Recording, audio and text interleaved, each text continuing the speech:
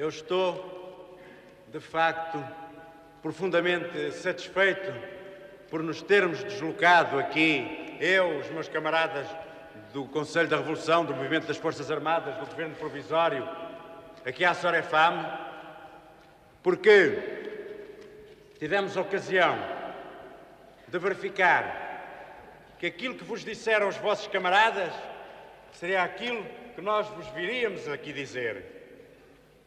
Eles deram uma clara mostra de consciência política, de consciência social, de consciência de trabalhadores ao serviço da nossa revolução. O que mais posso ouvir aqui dizer do que vos disseram aqui os vossos camaradas?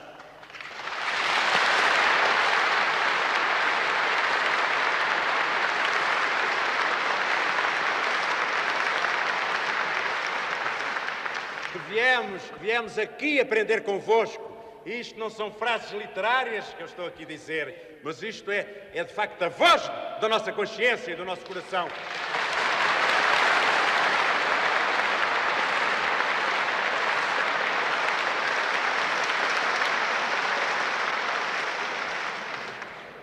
Vós tendes na mão, vós e os outros trabalhadores, e aqueles que estão interessados em de facto construir um Portugal democrático, um Portugal que aponte para o socialismo, vós tendes na mão o futuro da nossa pátria. O futuro da nossa pátria sois vós, vós sois a nossa pátria.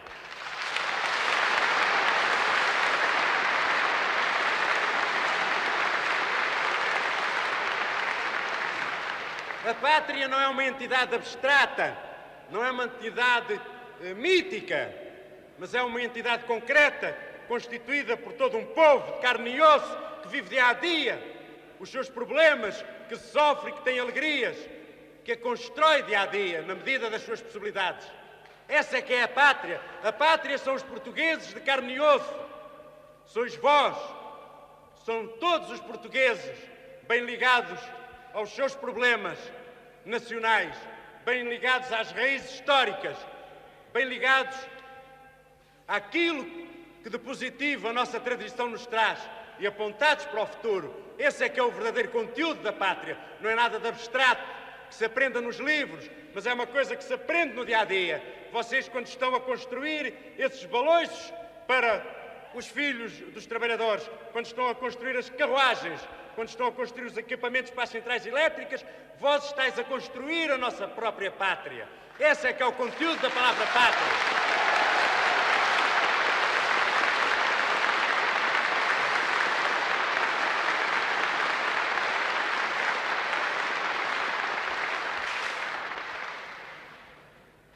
E peço licença para dizer aqui umas modestas palavras, ao pé dessas palavras tão belas que aqui foram proferidas pelos vossos camaradas e ao pé dos caminhos que foram apontados pelo Sr. Ministro da Indústria.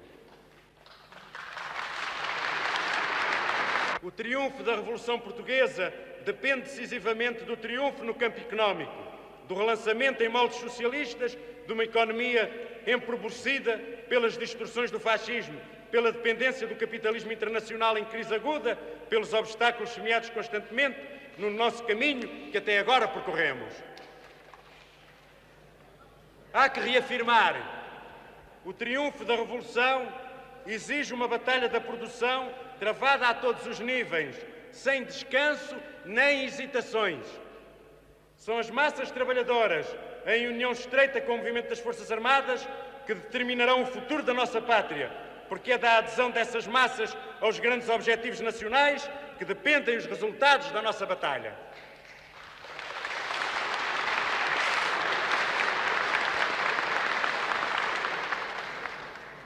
Os grandes objetivos nacionais são a independência da nossa pátria, a construção de uma sociedade em transição para o socialismo, que aponta para o socialismo. Mas nós temos que ter bem a consciência disto. Não construímos o socialismo de um dia para o outro, nem por milagre. Será com o trabalho de todos os portugueses que ele será construído. E isso leva tempo. Passa pela revolução das consciências, pela revolução do trabalho. Nós não dizemos que amanhã vamos ter o socialismo, mas o que dizemos é que estamos construindo uma sociedade que aponta para o socialismo. Socialismo! Socialismo! Socialismo! Socialismo! Socialismo! Não temos um caminho fácil à nossa frente. A libertação do homem não é fácil. Mas eu pergunto, quando os objetivos são a liberdade e a justiça, o que é que pode travar a vontade e a capacidade de luta das massas trabalhadoras?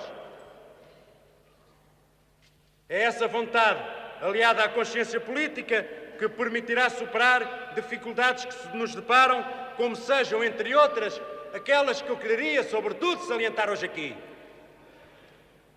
Fatores divisionistas dos trabalhadores, o exagero das lutas partidárias e reivindicações salariais irrealistas. Eu penso que vós deveis defender a vossa unidade como aquilo de mais precioso que hoje, neste momento, tem a nossa revolução. Vós tendes o direito e tendes o dever de terdes ideias políticas uns diferentes dos outros. Mas acima das nossas divergências políticas, temos os grandes objetivos nacionais a atingir. Aliás, essas divergências políticas têm, no fundo, muito de comum a todos os trabalhadores, que é a construção de uma sociedade mais justa.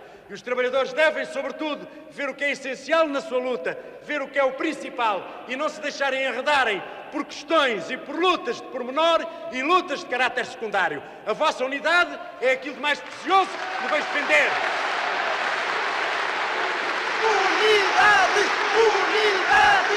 Unidade! Unidade! Unidade! Unidade! Unidade! Unidade! Unidade! A vossa unidade forja-se no contacto cotidiano, nas discussões entre vós, dos grandes problemas nacionais, das tarefas que tendes a resolver. A vossa unidade resolve-se na crítica aberta, construtiva, desassombrada, no falar frente a frente, com lealdade, com coragem, com franqueza, no desmascaramento do oportunismo e do divisionismo, e tendo sempre presente, bem presente, os grandes objetivos nacionais a atingir, porque hoje os governantes, o movimento das Forças Armadas, podem afirmar que os grandes objetivos nacionais a atingir são os objetivos das classes trabalhadoras e de todos os que estão interessados na revolução que aponta para o socialismo.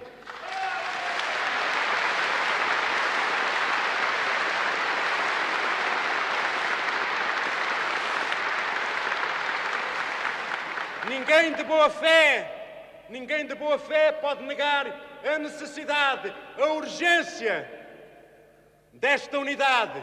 Ninguém se pode opor a essa unidade, porque essa unidade é uma condição fundamental de vencermos a nossa revolução. É uma condição fundamental da sobrevivência da nossa pátria. A unidade é hoje um dever de honra de todos os portugueses.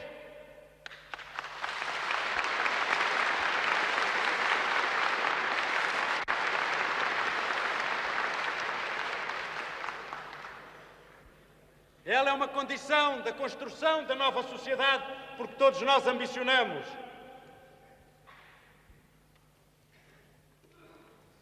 E a construção dessa nova sociedade necessita, além dessa unidade, da subordinação das lutas partidárias, sempre, mas sempre, ao interesse nacional.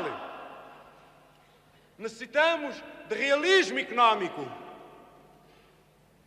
Os trabalhadores do Sorefam têm compreendido estas necessidades e o seu nível de consciência política permite-lhes superar as dificuldades apontadas. É preciso que o seu exemplo, tal como outros exemplos existentes, alastrem a todo o país. Que este exemplo vosso frutifique, que seja um exemplo criador. É essa vontade que permitirá fortalecer uma verdadeira consciência de classe, impermeável às manobras do capital e às utopias do esquerdismo anarquizante. Deveis ter uma forte consciência de classe. Os interesses das classes trabalhadoras estão identificados com os interesses nacionais.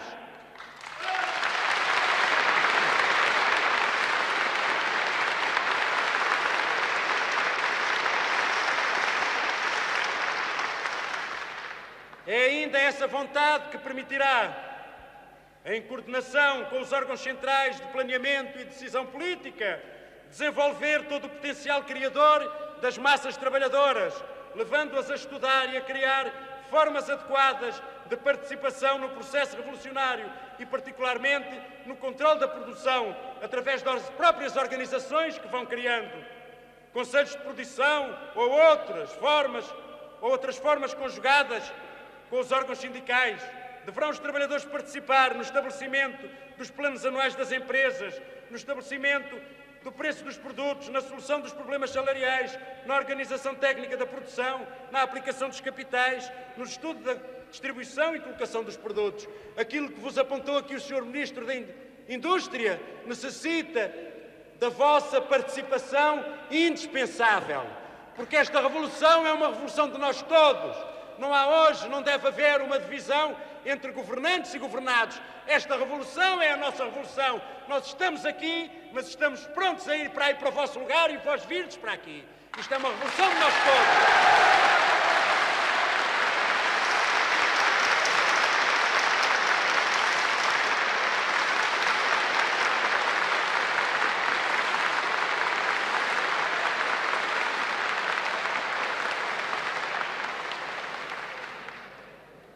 Devemos afastar também das nossas mentalidades os vícios da sociedade de consumo, criando ideias corretas sobre o que são e não são as verdadeiras necessidades humanas, deformadas ao longo do tempo por uma máquina de propaganda posta ao serviço dos interesses do capital. É um dever de honra. As classes trabalhadoras e os homens progressistas, os nossos aliados das pequenas empresas e mesmo das médias empresas, nós temos de construir uma nova moral, uma nova ideia do que é o papel do homem na sociedade. Nós temos de ter atenção a todos esses falsos valores da sociedade de consumo com que nos bombardearam constantemente, ao serviço, precisamente, daqueles que dominavam o trabalho e que exploravam o trabalho. Nós temos de forjar, temos de ter uma nova moral, uma moral revolucionária. Uma moral, uma dignidade própria dos trabalhadores. Uma dignidade que deve traduzir a consciência do papel que vós desempenheis hoje na construção da nova sociedade.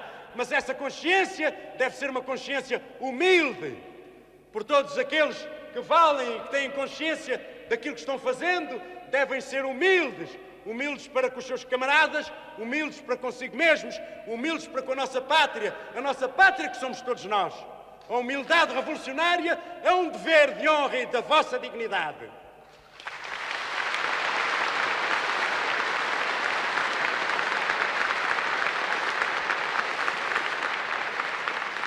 É essa humildade que nos deve conduzir a todos nós aos sacrifícios que são necessários para construirmos um Portugal novo. Já tem sido várias vezes afirmado que nós seremos a geração do sacrifício. Seremos isso e com muita honra. O que é que vamos fazer amanhã pela nossa pátria, pelos nossos camaradas compatriotas, pelos nossos companheiros compatriotas? É um dever que todos nós temos. Temos de nos consciencializar para isso e para dias mais difíceis que virão, porque à maneira que nós formos dando passos num sentido inequívoco e irreversível, nós, por um lado, consolidamos a revolução, mas, por outro lado, temos de nos defender dos nossos inimigos, temos de empenhar muito trabalho na consolidação dessa revolução, porque é o trabalho que é verdadeiramente criador, seja de que ordem for o trabalho, mas é o trabalho que faz tudo na terra. Há alguma coisa que tenha sido feita na terra sem trabalho? É o trabalho que caracteriza o homem e diferencia o homem dos animais. É o trabalho, quer dizer, é essa atividade que é vital para o homem. Também nós não podemos viver sem trabalhar. Isso é que nos caracteriza como pessoas. Pois bem, esse trabalho numa situação revolucionária é um trabalho, se por um lado é mais alegre e nos reconforta moralmente, é também mais penoso. Vós tendes também um grande papel a desenvolver nesse trabalho.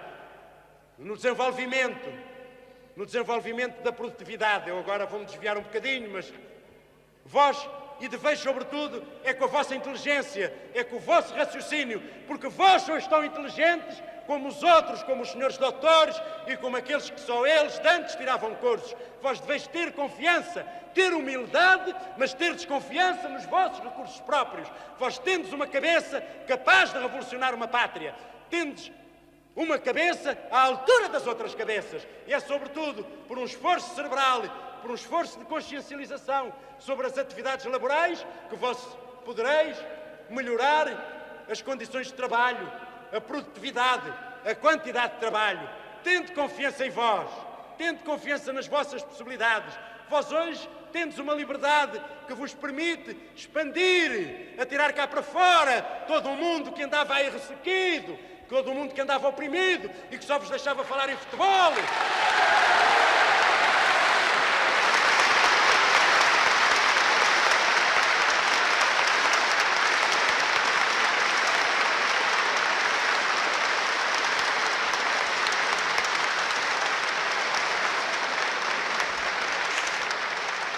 Não tenhais medo de errar mesmo quando fazeis uma experiência, quando propordes uma nova ideia. Não tenhais medo de errar.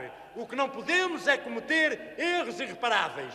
Nem a nossa economia pode estar sujeita a brincadeiras, a trambolhões, etc. Mas não tenhais medo de expandir as vossas ideias em relação aos vossos camaradas e aos vossos amigos. Não tenhais medo mesmo que algum deles, às vezes, tenha até um sorriso com um ar superior e pense assim, mas este Palermo, para que é que me está aqui a dizer isto? Não tenhais medo disso. O caminho é o contrário, é o caminho da expansão, é o caminho da comunicação, e a pouco, esses outros que se julgarão superiores verão onde está a sua própria mediocridade e descerão desse pedestal em que se encontram e virão até vós. Não tenhais medo, não sejais acanhados, e sobretudo as mulheres. As mulheres são muito tímidas, têm medo de dar as suas ideias, as mulheres têm uma força enorme dentro delas.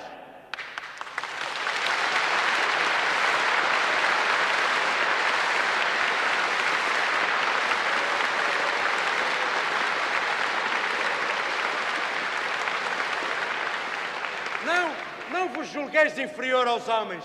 Pondo também as vossas ideias, discuti com eles. As mulheres não devem pensar, isto aqui é trabalho de mulher e isto aqui é trabalho de homem. Não devem pensar assim. Mas também não devem agora cair no polo oposto.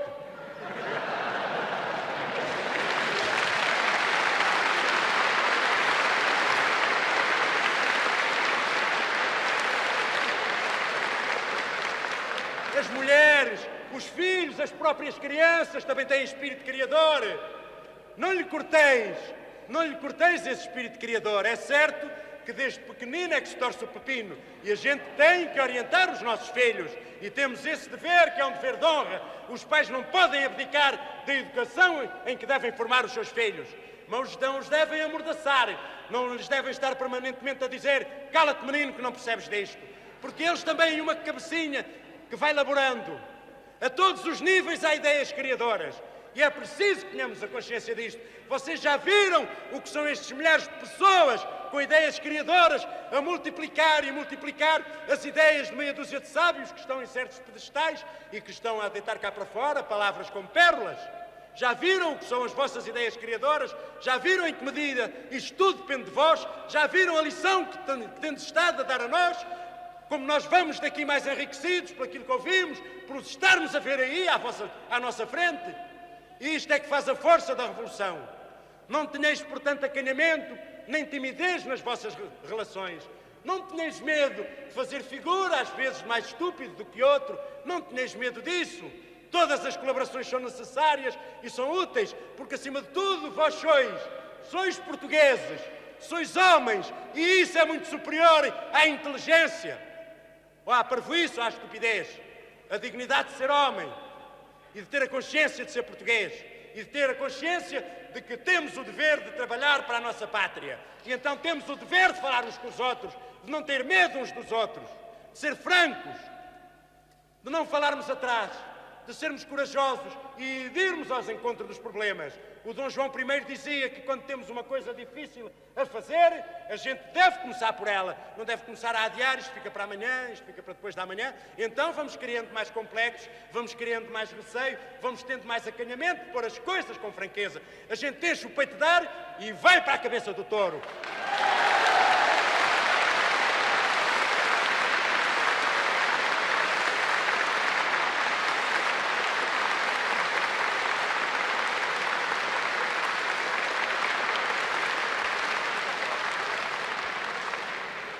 que eu estou a fazer não é nenhum discurso, não é? De maneira que é preciso ter isso em atenção. Eu agora queria focar mais um ponto que eu acho que é muito importante. É preciso que as massas trabalhadoras compreendam, sem margem para dúvidas, quem são os seus aliados na batalha da produção e na superação das dificuldades. Isso é muito preciso e mesmo hoje põe-se este problema, sem dúvidas nenhumas. Só há duas alternativas. Ou se está com a revolução ou se está com a reação. Não há terceiras vias, nem há neutros aqui. Não pode haver neutros.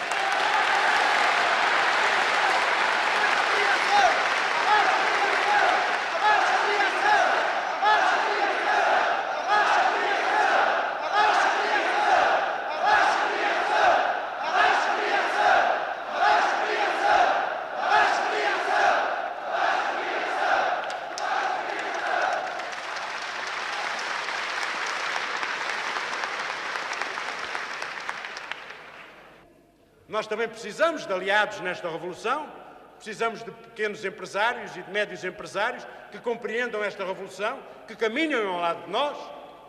Nós precisamos também de alianças, porque isto é uma tarefa muito grande, mas evidentemente que a revolução só comporta duas situações, ou se está por nós ou se está contra nós. Não há tipos que possam dizer eu sou neutral, não me interessa nada a política. Não, hoje não se pode dizer isso.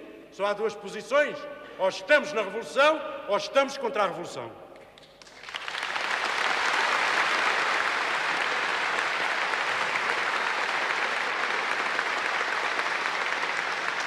Eu queria agora falar dos quadros.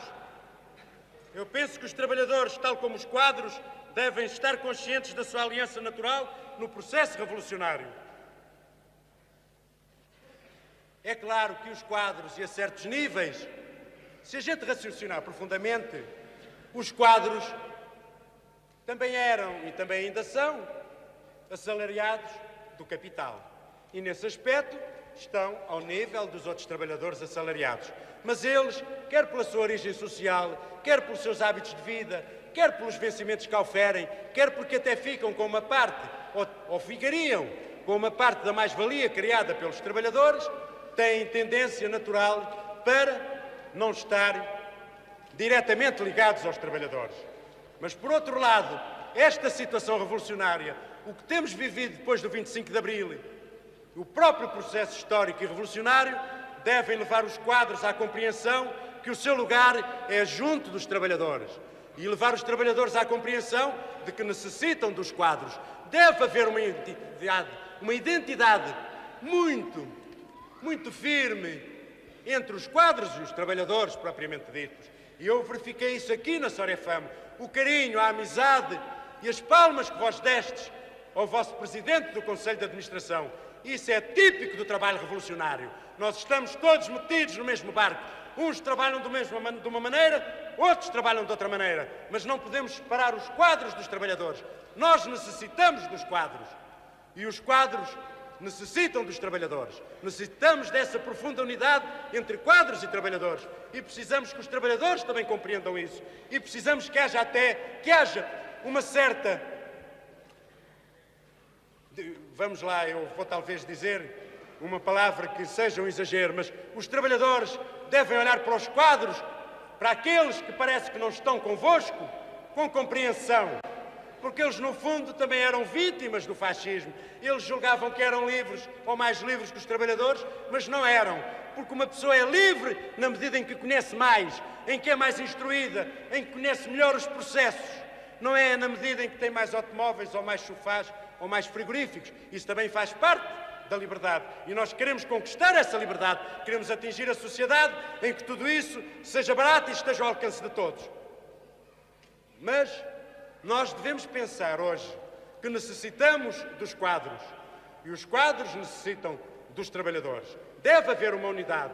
Mas nós também precisamos dos quadros. E precisamos que os quadros tenham consciência política. Mas se às vezes os quadros têm menos consciência política, lá estão os trabalhadores ao lado deles para os levar e os encarreirar no processo e lhes dar a consciência política que lhes falta e contribuir para a sua consciencialização política. E devemos também pensar que há quadros que têm consciência política. Há muita gente que tem consciência política.